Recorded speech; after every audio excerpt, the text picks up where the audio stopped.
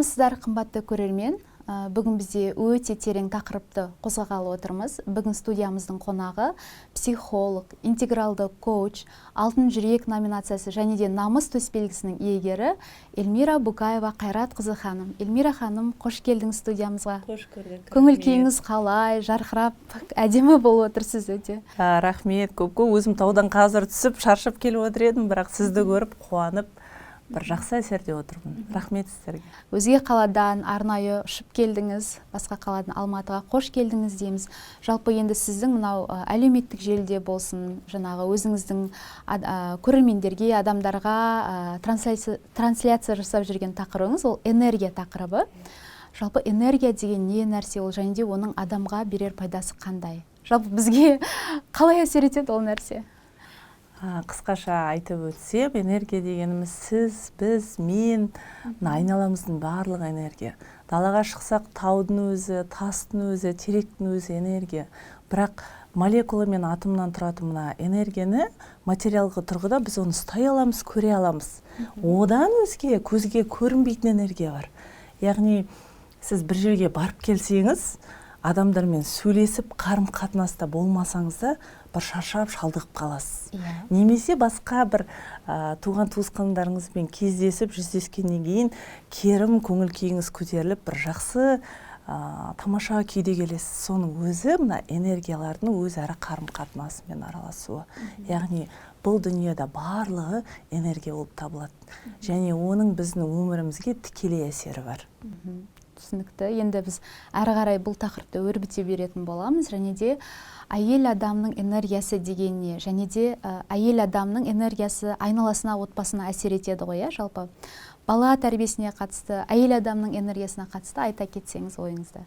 Мен банағы энергия туралы бір жалғастырып өтейін. Мына халқымыздың бүгінгі таңдағы ең көп қоятын сұрағы, мен бай, бақытты, қуатты болу үшін не істеуім керек деп. Мына 19 ғасырда, яғни 20 жылдары көп ойлайды, білім, ілім, ғылым іздеудің арқасында, яғни IQ-імді көтерудің арқасында мен көптеген жетістіктерге жетем деп, өздеріңіздер білесіз, мына 70-ші, 80-ші, 90-ші жылғылар көбі бір емес қос дипломнан үйінде тұр. Яғни білімнің арқасында мен жетістікке жетем деген сенім көп болды. Яғни IQ-ін өсірді. Одан кейін мына 20 жылдары EQ дейді, яғни эмоциональды интеллект. Мен эмоциямды, психоэмоциональный состояниемді соны дұрыс ұстай алсам, менің айналам бәрі жақсы, тамаша, керемет болады деп. Бірақ осының үстіне қосып өтетінім VQ. Яғни VQ дегеніміз бұл энергия. Адамның күш қуаты энергиясы мол болса, онда оның аңсап жүрген мақсат, арманы, мына күш қуат, байлық, бақыттың өзі магнит сияқты келеді саған. Яғни бұл дегеніміз не? Мен өзімнің консультациямда, сабақтарымда көп айтам. Өздеріңді, мына төрт жақтарыңды бірдей дамытсаңыздар, энергия жақсы көтеріледі. Яғни физикалық тұрғыда. Денің сау болса, денсаулығыңа көп көңіл аударсан, яғни физикалық тұрғыда саулығың мол болса, сенің энергияң, күш қуатың көп болады. Екіншісі, мына психоэмоциональное состояние дейді. Психоэмоционалды тұрғыда сен тұрақты жұмыс жасай алсаң, яғни сабыр сақтау дейді. Сол сенің өмірінде басты кейіпкерлердің бірі болса, яғни сенің энергияң тез жинақталып өседі. Үшіншісі ол рухани. Рухани бай адамның энергиясы көп. Және төртіншісі интеллектуалды. Банағы айтып өткен IQ-ымыз. Осы төрт жағыңызды бірдей дамытсаңыз, төрт құбылаңыз тең болады. Байлық та, бақыт та, ризық та, ырыс береке де барлығы сізге жеп-жеңіл келе қояды. Төрт құбылаңыз деген есіме түсіп кетті. Ол қазақта да айтады. Төрт құбылаң тең болсын деген. Сол қазір енді ғылыми тұрғыда бұл мәліметтер шығып жатса, оны қазақтар бұрын-ақ айтып қойған. Бұрын ата-әжелеріміз біліп отырған мына қазақтың салт дәстүріне, мақал мәтелдеріне тереңірек көңіл аударсақ, сондай керемет информация жатыр. Керемет энергия жатыр. Бір ауыз сөзбен ғана. Бір ауыз сөзбен ғана. Сол осы төрт құбылаңызды тең бірге өсірсеңіз, энергияңыз мықты болады. Яғни физикалық тұрғыда бұл күнделікті ішіп отырған асымыз, ұйқымыз және спорт. Кем дегенде осы үш нәрсені дұрыс қадағалап бақыттап отырсаңыз, яғни физикалық тұрғыда деніңіз сау болады. Интеллектуалды дегеніміз, яғни күнделікті кітап оқу, ой өрісіңізді дамыту, семинар, оқуларға қатысу. Яғни интеллектуалды тұрғыда өзіңіздің ми өрісіңізді, ой өрісіңізді дамыту. Соған көңіл аудару. Психоэмоционалды дегеніміз жаңа айтқандай сабырлық. Яғни эмоциялармен, сезімдермен жұмыс жасау. Төртіншісі ол рухани, яғни жаныңның қалауы. Менің жаным нені қалайды, нені сұрайды. Сол сұрақты қаншалықты көп өзіңізге қоясыз. Яғни жаныңыздың қалауын біліп, рухани дамуға көңіл аударсаңыз, онда өміріңіз керемет болады. Мәссаған, қандай күшті өте керемет ақпараттар. Жалпы жаңа айтып кеттім сізге әйел адамның энергиясы деп, жалпы осы әйел адамның энергиясының тұрақты болуы, әдемі болуы, жақсы болуы, ол ер адамның табысына әсер ете ме? Жаңа сіз айттыңыз ғой, әйел адамның энергиясы дегеніміз не, оның баласына әсері қандай, жолдасына әсері қандай. Әйел адам бақытты болса, барлығы бақытты болады. Мына ағылшындарда керемет бір мақал бар, happy wife, happy life деген. Яғни әйелің бақытты болса, өмірің де бақытты болады деген сөз. Яғни әйел адамның энергиясы жер ана дейді ғой. Жер ана, яғни жерден алынады, табиғаттан алынады. Мына көзге көрінетін материалдық тұрғыдағының барлығы жер анадан тараған, ол әйел адамның қалауы.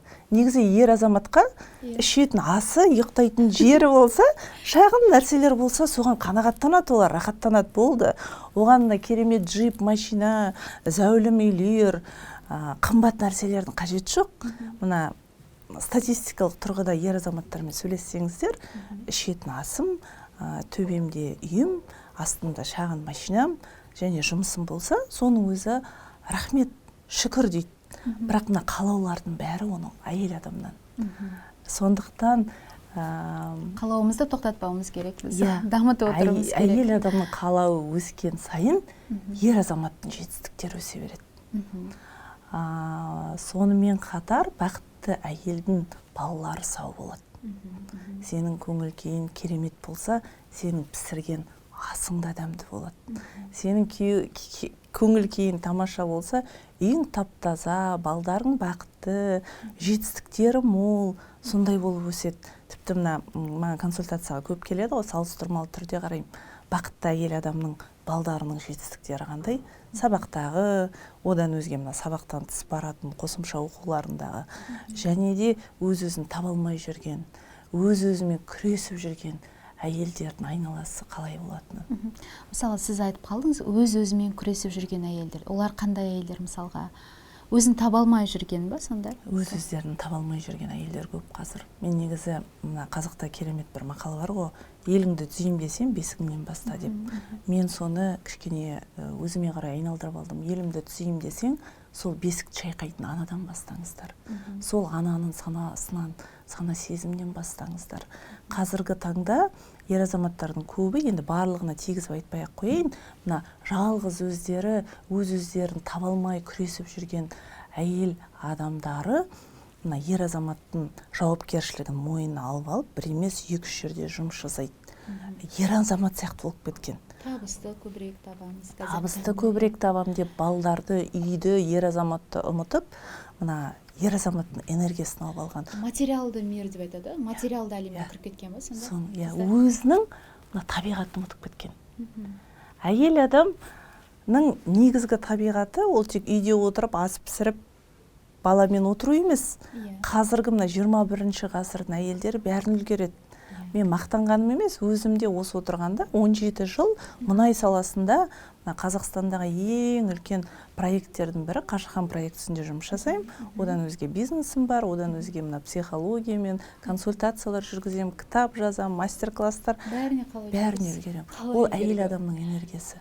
Яғни әйел адамның қалауы тек қана машина алу, дүние қор болмау, өз-өзіңді табу, өз өзіңді түсіну, өзімді өзгертуге, мен өзім бақытты болып, сол бақытты айналама қалай шашып бере аламын. Сол бақытты әйел, бақытты қоғам, иә? Мысалға. Дәл өзі, сен бақытты болсаң, сенің балдарың бақытты болады. Айналаңдағы сенің бақытыңды көрген сенің атанаң бақытты болады. Сені бақытты қылуға сенің ер азаматың тырысады. Осы күйінен, осы жолдан тайынбасыншы. Осылай керемет менің әйелім жұлдыз болып жарқырасыншы деп, ол мысалы бүгінгі тауып отырған табысын одан сайын көбейтуге тырысады. Ол бір ауызбен айтып, былай, мен табысымды көбейтем сен үшін деп айтпаса да, ер азамат ол жаңағы көзге көрінбейтін бір энергетикалық тұрғыда өсіп жатыр. Дәл өзі. Ол деген энергиямен бөлісу деген, яғни махаббатыңмен бөлісу. Сенің ішіңдегі бақыт, ол сенің ішіңдегі күннің көзіндей махаббат. Сен сол махаббатыңмен бөлісу.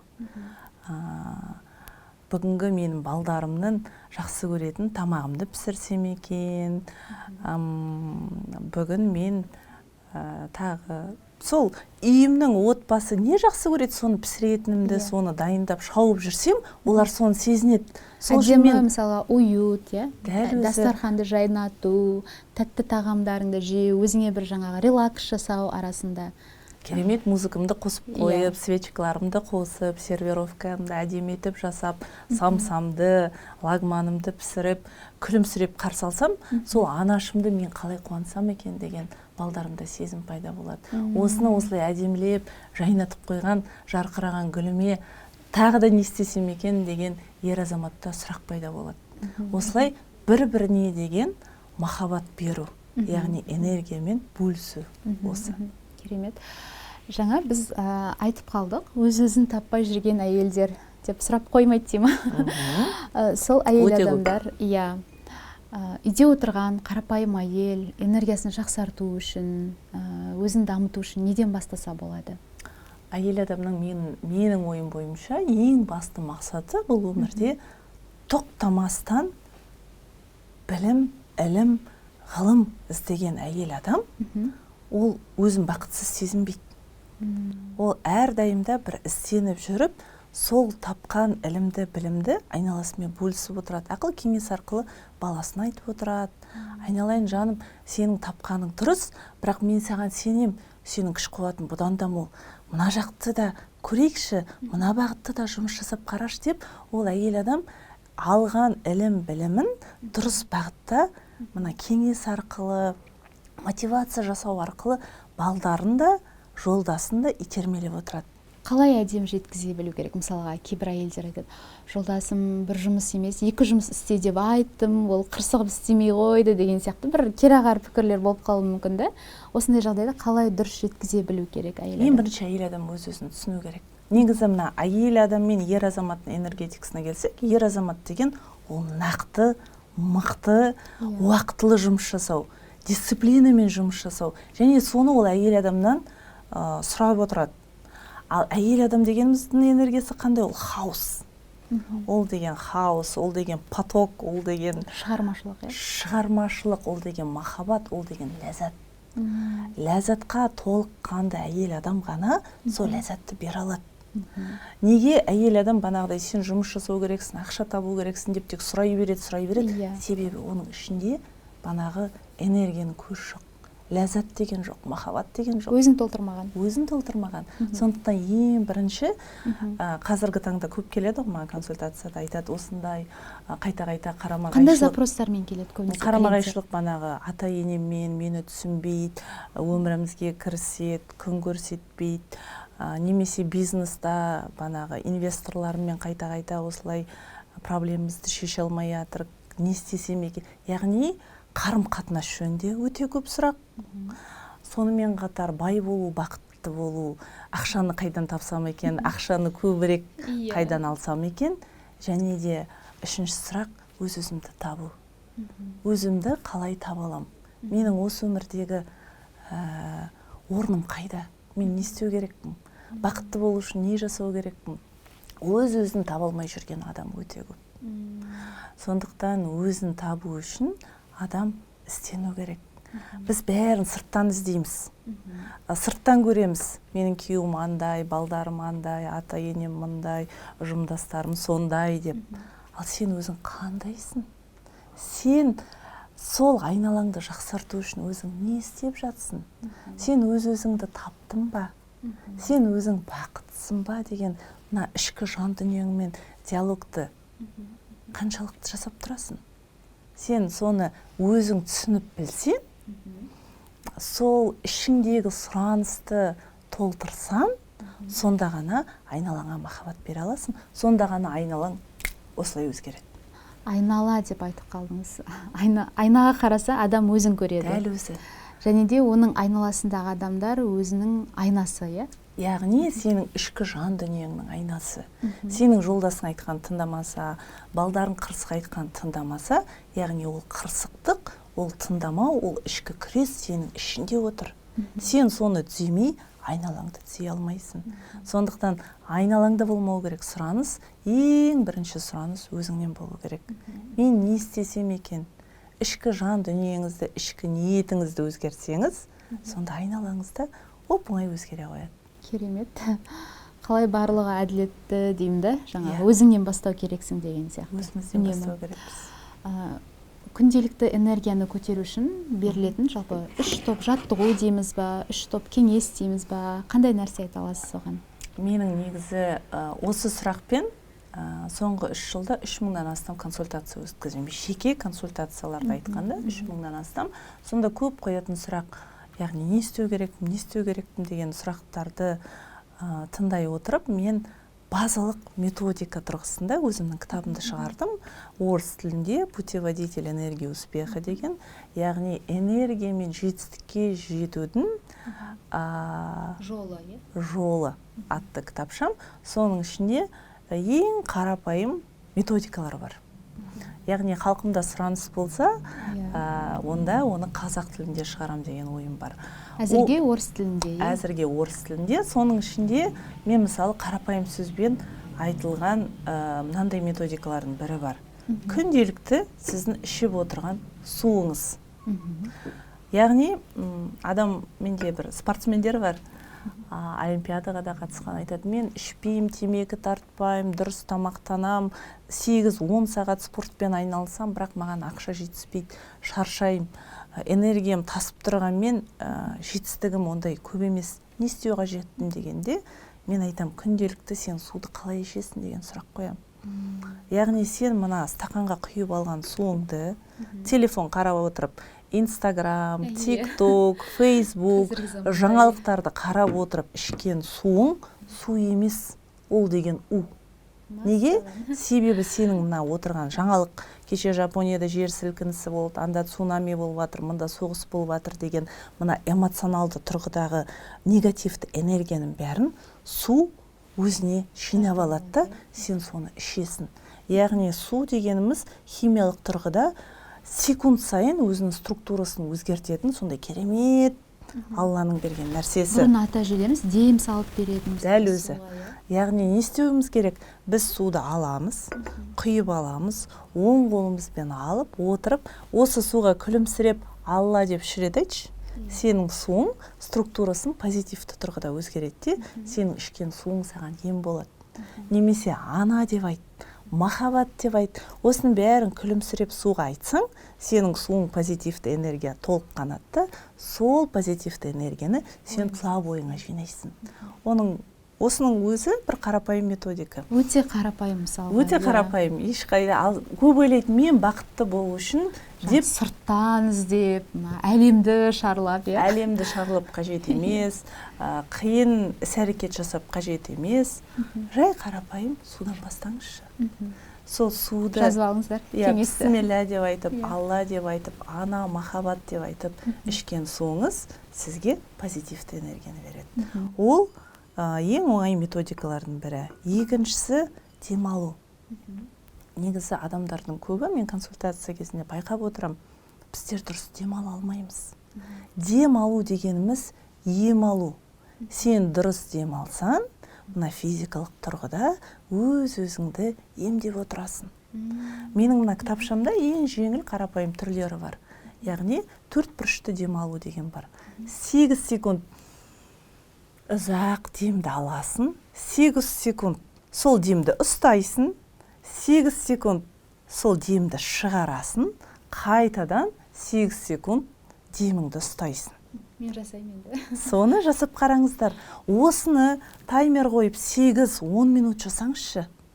Сонда не болады? Сонда біздің мына ой өрісіміз, біздің білесіздер ма?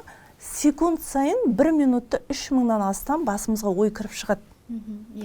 Сол ойды тоқтату үшін тоқтата алмаймыз. Соны тоқтатудың бір нәрсесі ол дұрыс демалу. Яғни сен демалғанда не істейсің? Жаңағы ішіңнен 8 рет санайсың, 8 рет ұстайсың, 8 рет жібересің. Яғни бүкіл фокус сенің демалысыңа кетеді. Біздің фокус қайда? Энергияның бәрі сонда. Сондықтан біз дұрыс демалу арқылы өзімізді емдей аламыз. Сонда ғана миымыз тынышталады, ойымыз тоқтайды, бүкіл фокус денсаулығымызға, біздің демімізге аударылады. Біз өзімізді бір 8 минутта керемет емдеп аламыз. Мына 8-10 минуттық демалыс практикасы 2-3 сағат кәдімгі жақсы ұйықтаған ұйқымен тең. Сондықтан дұрыс демала біліңіздер. Ол ең басты мына өмірлік секрет дейді ғой. Өте күшті техника, маған қатты ұнап отыр.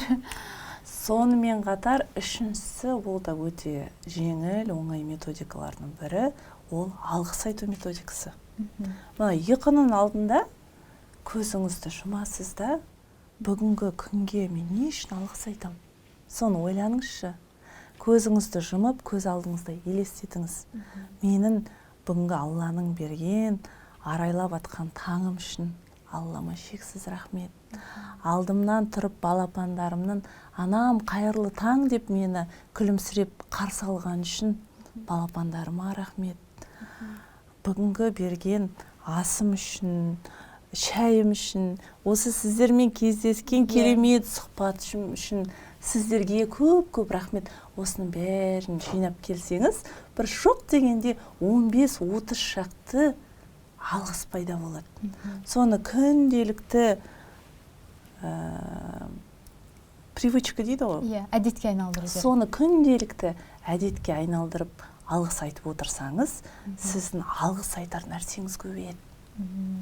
Бір жақсылықты шақыра береді.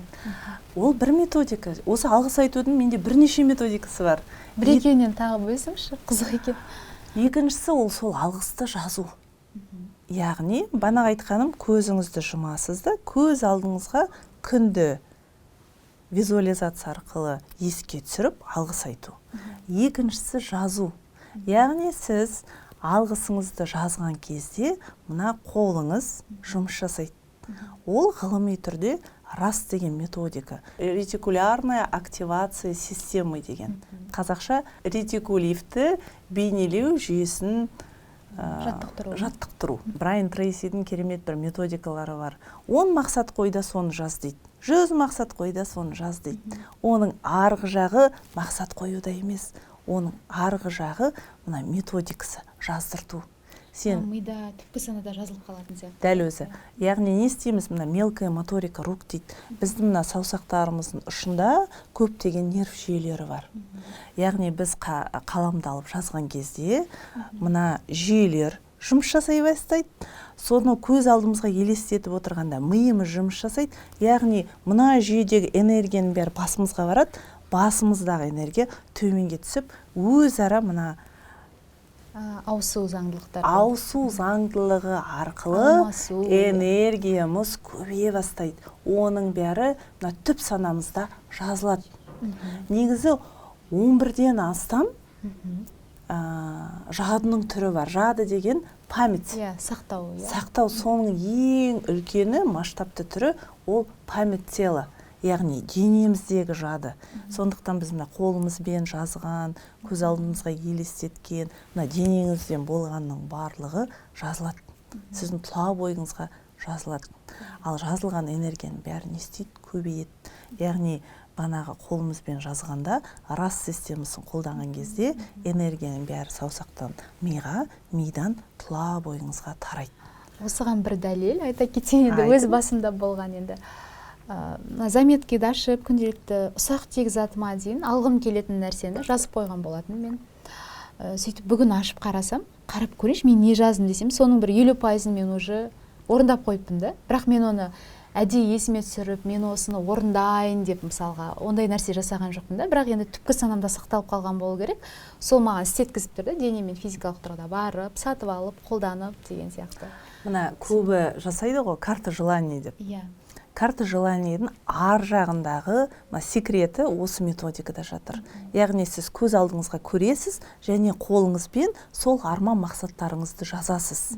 Сонда оның барлығы түп санаңызда жазылады да, энергия тұрғысында көбейіп, магнитті түрде өміріңізге тартып тұрады. Сондықтан алғысты ойлап визуалды түрде айтып қана қоймай, аузыңызбен айтып қана қоймай, жазып жүріңіздер. Сонда ол алғыс көбейеді.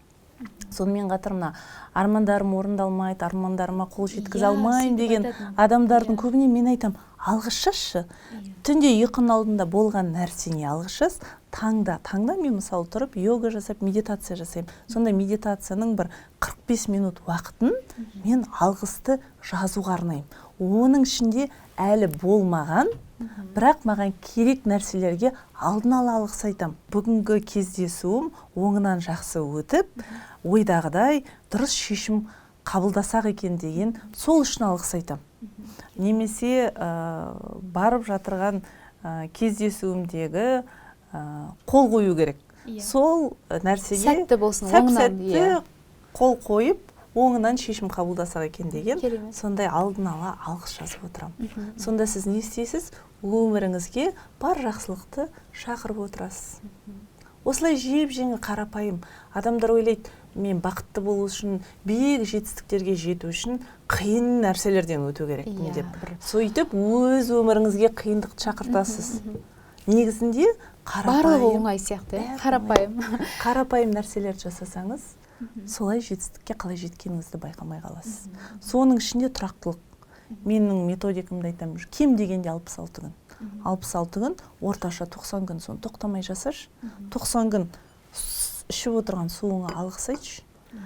90 күн алғыс айту методикасын тоқтатпай жазып отыр, ойлап отыр, көз алдыңа елестет. Және демалу методикасын. Жалпы енді өзіңіз психология саласына сіз қалай келдіңіз, сол жайында ақпарат бере кетсеңіз. Психология саласы. Бір адамдар жаңағы бір өмірімізде бір оқиға болды, мысалы өмірімді өзгерткім келді деп келіп жатады. Сізде қалай болды жалпы? Өте қызық, жаңа айтып отырмын, қарапайым жүріс, қарапайым баспалдақтардан өту арқылы мына биік шыңға қалай жеткенімді байқамай қалыппын. Мен өмір бойы бір ізденісте, білімнің артынан жүрген адам екенмін. Өзім бір артқа шолу қарасам, ең алғашқы мына үлкен ұстаздарымның бірі, ол 2011 жылы өмірлік жолымда кездестірген ұстазым Майкл Лайтман деген ғылым. Ең бірінші энергия туралы айтқан сол кісі. 7 күн семинарына қатысқанда дым түсінбедім. Шетелге барып қатыстыңыз? Иә, біреуі Израильда болды, екіншісі Францияда болды. Екеуіне де барып қатыстым. Дым түсінбесем де, бірақ ішкі жан дүнием бір рақаттанды. Осы кісінің айтып отырғаны дұрыс. Не айтып отырғаны түсініп отырған жоқпын, бірақ айтып отырғаны дұрыс деп, сол кісі түрткі болды. Содан энергия дегеніміз не, ол физикалық тұрғыда қалай көреміз, естиміз, байқаймыз, оны өмірде қалай қолдануға болады деп, келесі ұстазымды кездестірдім. Ол Джо Диспенза, бәріне әйгілі, бәріне белгілі. Джо Диспензаның квантовая физика, нейробиология сияқты ғылыми жұмыстарын зерттеп, соны танып, бір өзімнің жан дүниеммен үйлесімде болдыңыз? Үйлесімде болғандықтан сол методологияны жақсы көріп кеттім. Кейін немістің ғылымы Экхарт Толле деген ғалыммен кездестім. Оның уақыт, қазіргі таңның берекесі атты жұмыстарын танып, біліп, бір керемет сезімде болдым, рахаттандым. Бүкіл дүниенің секреті дейді ғой, мен үшін ашылған сияқты. Новая земля деп айтады. Секрет сегодняшнего дня. Дословный перевод. Ағылшын тіліндегі семинарларына қатыстым. Сол одан кейін нумерология, Сүтсай, Рами Блэк, Жанат Қожамжаров және де басқа ұстаздарымды кездестіріп көптеген ілім алдым өзім үшін. Және мына сандарды зерттеп отырсақ, менің туған күнім 7 қазан. Миссия дейді ғой, бүкіл сандарыңды қосып келгенде миссиям 3. Яғни менің миссиям 3 деген өмір бойы білім, ілім жинау арқылы соны халыққа беру. Сол білім арқылы өз-өзіңді табу. Яғни мен білмей-ақ санасыз түрде соны істеген екенмін. Энергиялық тұрғыда өзімнің жанымның қалауы сол екенін білмесем де соның артынан жүріп өз-өзімді таптым деуге болады. Яғни бүгінгі таңда осы соңғы 20 жылдың үстінде жинаған білім ғылымды мен оны тек өзіме ғана жинап қана қоймай, жайлап халқыма беріп жатырмын. Консультацияда, семинарларымда, әйел адамдарға өткізетін жиынтықтарда әрдайымда бөлісіп отырамын. Қазіргі таңда Қазақстанда бір әйел адамдар қатты дамып жатыр да. Қарасаңыз, Инстаграмда да, басқа әлеуметтік желілерде де, кез келген рилсті айтсаңыз, жаңа өзіңіздің айтып отқан тақырыбыңыз энергия туралы, мына ойды дамыту, ақшаны көбейту жайында. Жалпы бұл үрдіс қалай басталды? Жалпы сіз қалай көресіз бұл үрдісті өзіңіз? Енді әйел адамдардың жаппай дамуы, бір ұйқыдан бір оятып жібергендей болды да барлығын. Қалай болып жатыр бұл нәрсе? Бұл 21 ғасырдың жаңа өзгерісі, бір жаңа лебі. Соның ішінде әйел адамның жанының оянуы. Өз-өзін іздену, өз-өзін табу, соны бөлісу. Ол бір дұрыс үрдіс. Бана айттым ғой, 70-80-90 жылғы адамдар, олар білім, ілім іздеді. Яғни IQ-ін көбейтті. 2000 жыл басталмастан эмоциональный интеллект, яғни эмоция дегеніміз не, соны ізденіп, эмоцияның артынан кетті. Ал қазіргі 21 ғасырдың жаңа толқыны, ол дегеніміз энергия. Сол энергияның толқуы сондай, әйел адамның өзі неғыл дедім, энергия, ол жер анадан тараған. Бір-біріне әсер етеді. Табиғат өзгеріп жатыр. Табиғаттың өзгерісіне қарай әйел адам да өзгеріп жатыр. Яғни әйел адам мен табиғаттың қарым-қатынасы өте қатты байланыста, қатты үйлесімде. Сондықтан айналамыздағы табиғат өзгерсе, әйел адам да өзгереді. Ол бір керемет леп, керемет толқын. Сондықтан өмірімізде, жер анамызда жақсылыққа, жақсыға қарай өзгереді деген сөз ол. Және де тағы бір сұрағым бар. Мысалға, әңгімеміздің басында айтып кеттік, көптеген әйел адамдар өздеріне жауапкершілік алып алған, отбасын асырау, жаңағы жолдасымен, бала-шағасымен онша қарым-қатынасы жоқ. Материалды әлемге кіріп кеткенбіз, көбірек ақша табып, ер адамның энергиясына кіріп кеткенбіз деп. Жалпы сол энергияға қалай кірмеуге болады? Кіріп кеткен жағдайда қалай шығу керекпіз ол жақтан? Қазіргі заманда адамдардың көбі айырылып жатыр ғой. Ажырасу өте көп болып Өте жатыр. көп. Себебі нәпсіміз өсіп жатыр. Ер азамат, менікі дұрыс, мен ер азаматпын, үйдің басшысымын, сен мен айтқан тыңдайсың дейді. Мына жерде әйел адамда не болып жатыр? Мына толқынмен нәпсі өсіп жатыр. Мен. Махаббат дегеніміз, ол мен емес. Махаббат дегеніміз беру. Біз. Мына әйел затын мен қалай қуантсам екен, не істесем екен деп, ол барын сол әйелге берсе, ол әйел осы ер азаматты қалай мен бақытты қылам деген сұраныспенен бойындағы бүкіл энергияны соған береді. Сонда бір-біріне беру арқылы екеуі мықты өсіп, мықты дамиды. Сонда Алла тағала бәрін береді оларға.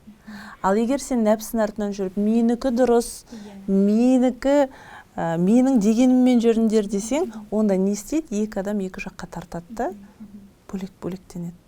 Өзіне керегін алады әркімде. Мен қалауым осындай, мен осылай өмір сүре берем деген сияқты. Екінші рет күйеуге шықса да, үшінші рет күйеуге шықса да, ол сол нәпсінен айырылмай, сол өмірде өз-өзімен күресіп, айналасымен күресіп, солай өмірді жалғастыра береді. Сондықтан өзімізбен жұмыс жасап, айналамызға беруді, махаббатымызбен бөлісуді үйрену керекпіз қазіргі таңда. Керемет. Сосын банағы жауапкершілік деп отырсыз ғой. Иә, қатты бір жауапкершілік алып алған сияқты да ел адамдар. Себебі ер азамат бере алмайды. Егер ер азамат түсінсе, әйел адам өз-өзін қауіпсізбін деп қай уақытта сезінеді? Толыққанды оның сұраныстары жабылғанда. Яғни менің төбемде үйім бар, жұмысыма апарып келетін, немесе балдарды балабақшаға апарып келетін машинам бар, балдарыма күнделікті беретін асым бар, суым бар, шайым бар, наным барға соған сенімі болса, өз-өзін қауіпсіз сезінген адам, ол барып екі-үш жерге жұмыс жасап, алыстан тас арқалап жүрмейді. Сондықтан ер азамат мақсаты сол қауіпсіздікті қамтамасыз ету. Ол ең басты, ең алғашқы қадамы. Өз-өзін қауіпсіз сезінген адам, ол далағанып кетпейді.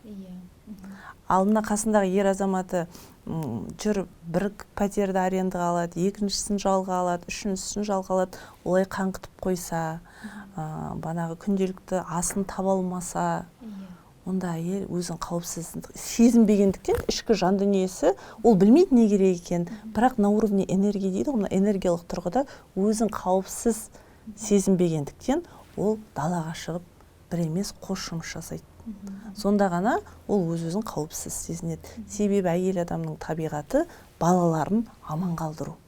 Ол оны түсінбейді, бірақ әйел адамның ішкі жан дүниесі, мына дүнияға алып келген сәбилерімді, ол құс болсын, ол ит болсын, ол мысық болсын, ол піл болсын, оның әр әйел ананың табиғаты балдарын қорғау, сақтау, аман есен өсіру. Сол қауіпсіздікті беретін ер азамат. Ол ер азамат не әкелсе де, ол өз-өзін қауіпсіз сезінбесе, ол далаға аңғып кетеді, нанның артынан кетеді. Сондықтан әйел адамдыға ең бірінші керегі осы қауіпсіздік сезімі. Сонда ғана әйел адам өзі сабырлыққа, тыныштыққа келіп барып, өз-өзін істей бастайды. Ал сырттан нан іздеген, сырттан бір материалдық физикалық базасы жабылмаған әйел адам ол өз-өзін таба алмайды. Ол бәрін сырттан іздейді, сыртқа жүреді. Сондықтан өзін тапсын, өз-өзін бақытты ету үшін әйел жаны қауіпсіз сезіну керек ең бірінші. Содан кейін ғана ол өзін махаббатқа толтыра алады, мана өзінің табиғи әйел адамның ләззат сезіміне толтыра алады. Сол сезімді өзінің ер азаматына, ата-анасына бере алады. Сонда ғана олар әрі қарай өсіп өткендей. Ер азаматқа жауапкершілікті қайтарып беріп отыру керек. Сол. Жалпы өзіңізді әлеуметтік желіден көреміз, жалпы үнемі саяхаттайсыз. Саяхат дегеніміз не, және саяхаттан қандай энергия алуға болады жалпы? Қалай энергия алмасасыз сіз? Өзге елдерге барып, көріп, мысалға, сол жайында бөлісе кетсеңіз. Бана әйел адамдарды сұрадыңыз ғой, қалай өзін рухани дамыту керек, қалай өзінің табиғи мына энергиясын толықтыру керек, қалай ләззат алып үйрену керек дегенде, ең бірінші бір 3 сұрағым бар қоятын. Сол сұрақтың бірі, сен неден ләззат аласың? Сені не қуандырады? Сенің көңіл күйің неден өседі? Сонда менде ең бірінші мына түп санамның бергені ол жаңа жер. Бұрын соңды көрмеген зәулім ғимараттар. Бұл бір эмоция береді сізге. Керемет, бір тамаша эмоция береді. Сол эмоция арқылы мен жаңа инсайттар аламын. Жаңа өзімнің методикаларымды жасай бастаймын. Негізі былай айналаңызға бір шолып қарасаңыз, мына бай адамдар, үлкен жетістікке жеткен адамдар не істейді? Шорты мен майканы киеді, тек саяхаттай береді. Себебі саяхаттың арқасында мына ғылыми тұрғыда расширение подсознания деген болады. Оны қарапайым сөзбен былай келтіруге болады. Мына дүнияға келген сәби тез өседі. Оның өскені біз көз алдымызда көріп отырамыз. Құлайды, сүрінеді, аузына топырақты да салады, ана жердегі шөпті жұлып алып та иіскеп аузына салады. Ашы тұщысын сезініп, құлап сүрініп, көгаласын алып өседі. Ал біздер өскен үлкен адамдар не істейміз? Бәріне қорқамыз. Шаңғы тебуге қорқамыз, құлайым сүрінем, бір жерімді соғып алам, парашюттан секіруге қорқамыз, ойбай, ол деген қорқынышты, мен деген биіктіктен қорқам деген қорқыныш сезімі көп. Ал мына сәбилерде қорқыныш сезімі жоқ. Және олар жаңа затты көріп, ұстап, сезіну арқылы не істейді? миларында расширение сознания болады. Мына синапстар жарқырап, бастарында бір фейерверк сезімі пайда болады. 2-3 секунд сол сезім сенің мына тұла бойыңның өсіп өркендеуіне әсер етеді. Сондықтан біз не істеу керекпіз? Сол процесті тоқтатпау керекпіз. Қайта-қайта біздің бойымыз физикалық тұрғыда өспесе де, мына миымыз, жүйкелеріміз өсіп өркендейді.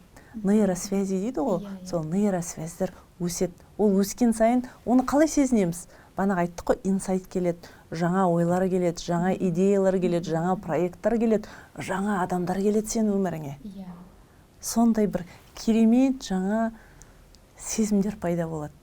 Оның өзі сіздің энергияңыздың өскенін көрсетеді. Сондықтан саяхаттандар, жаңа сезімдерді сезініңіздер, көріңіздер, біліңіздер, таңғалыңыздар.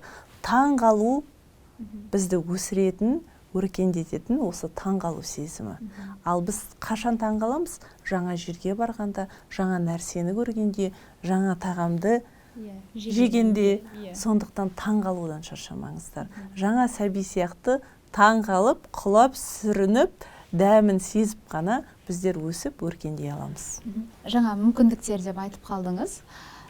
Сізді жаңа зерттеп, қарап отқан кезде, жалпы үлкен номинациялардың иегері болған екенсіз, төсбелгілерге сізді ұсынған екен. Жалпы осы жетістіктерге қалай жеттіңіз? Бұл мүмкіндіктер сізге қалай келді?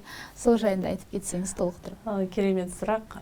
Менің продюсерім бар, Юлия деген, сол Атырау қаласында жұмыс жасайды. Өз таңғалады. Эльмира, сізге банағы телефон шалып жатыр. Эльмира, сізге осындай ұсыныс түсіп жатыр. Осылай болып жатыр. Осының бәрі қалай деп мене қайтадан келіп таңғалып сұрайды. Бұның бәрі энергия. Мен айттым ғой, осыдан 2010-2011 жылдан бастап ізденіп, білім, ілім жинай бастадым деп. Бірақ ол білімнің бәрін мен ішімде ұстаппын. Ал мен қалай халықпен бөлісіп, консультациялар, семинарлар, марафон жасаған сайын, яғни мына энергиямен бөліскен сайын, маған басқа жағынан Алла тағала өзінің сыйларын бере бастады. Ол деген жаңа адамдар, жаңа жетістіктер, жаңа өзіңіз айтып өткендей марапаттар, соның бәрін ойламаған жерден келе бастады. Аллама шексіз шүкір, алғысымды білдіремін сол үшін. Кеше ғана маған Динара ханым телефон шалып, сізді Қазақстан Республикасының 100 ұлт жанашыры атты кітабына енгізгіміз келіп отыр деген. Мен өзім шаңғын теуіп баратырмын. Динара звондап жатыр. Сондай керемет бір хабар келеді. Айтып тұрмын ғой, таң қалған сайын, ал мен осыдан 3 күн бұрын басқа бір таудың шетінде зырғанаған болатынмын. Мына 4-ші күні мені таудың төбесіне шығарды. Ал қорықпа. Қорқынышты мен деген қазір не істедім? Жаңа мақсатқа айналдырдым. Мен неден қорқам, сол менің мақсатым болады. Мен биіктіктен қорқам, сондықтан мен бана қасымда болған үйрететін ұстазым айттым. Шаңғы тебуге үйрететін. Мені бұдан да биік, бұдан да қорқынышты жерге апар. Яғни мен өзімнің қорқыныш менің жаңа мақсатым болу керек деп, сол ең биіктікке шығып келе жатқандағы Динараның звондағаны ғой, бұның бәрі энергияның жұмыс жасауы осылай. Яғни сен неден қорқасын, тағы да лайфхак сіздерге, соны мақсатқа айналдырып соған жүріңіздер. Сол қорқыныш сезімі сізге соңында ләззат сезіміне әкелу керек. Сонда ғана сіз өзіңіздің энергияңызды толтырасыз. Ал энергияңыз толғанда сізге не келеді? Жаңа мүмкіндіктер келеді. Керемет. Жалпы соңғы сұрағымды қоя кетейін. Енді біз айта берсек, бұл тақырыпты тауыспаймыз. Подкастымыздың уақыты жетпейді. Жалпы сіз үшін 21 ғасырдағы әйелдің бейнесі қандай? Жалпы қалай көресіз 21 ғасырдағы әйел адамның бейнесін? Жаңа айттым ғой, халқымызда, қазақ халқында мынандай мақал бар. Елімді түзейін десең, бесігіңді түзе деп. Ал менің айтатыным, елімді түзейін десең, сол бесікті шайқайтын ананың ой өрісінен, сана сезімінен бастаңыздар. Яғни өзін түсінген, өзін білген, білім, ілім, ғылым терген әйел адам өзінің баласына, өзінің үйіне керемет тәлім тәрбие бере алады. Сосын айналасына сол махаббатын жеңіл шашалады. Сонда ғана біздің еліміз өркендеп өседі. Сондықтан әйел адам ол деген қапшық арқалап сауда саттықтың артында ғана жүгірмей, өзінің табиғи энергиясын жинап, тек қана отбасына емес, айналасына берсе, еліміз өсіп өркендейді. Қазіргі таңда әйел адамдар сырттан көреді ғой. Банағы үкіметтің кесірінен, әкімнің кесірінен, ананың кесірінен, мына партияның кесірінен мен бақытсызбын деген сияқты. Ата-енем бар, күйеуім бар, ұжымдастарым бар, әйтеуір біреу кінәлі. Сондай халыққа айтқым келетін, мына Шәкәрім Құдайбердіұлының керемет өлең жолдары бар. Біреудің мінін көргенше, жамандығын тергенше, өз ойыңды мазалап, өз бойыңды тазалап, өзіңмен күрес өлгенше дейді. Яғни мен айтатыным, өзіңмен күреспе, өзіңді біліммен, іліммен толтыр, махаббатқа толтыр, және соны айналаңа шашып бер. Яғни сырттан ешкімнен көрме, өзіңмен бол. Өмір өзегі өзіңсің. Сондықтан өзіңнен баста дегім келеді. Керемет, осы әңгімемен бүгінгі сұхбатымызды аяқтайық. Сізге көп-көп рахмет. Еңбегіңізге жеміс тілейміз. Өркендей беріңіз, өсе беріңіз. Құдай қаласа енді осындай шапағатыңызды, өзіңіздің біліміңізді осы қазақ жұртымен бөлісіп, сізді үлкен-үлкен биіктіктен көре берейік. Рахмет сізге көп-көп.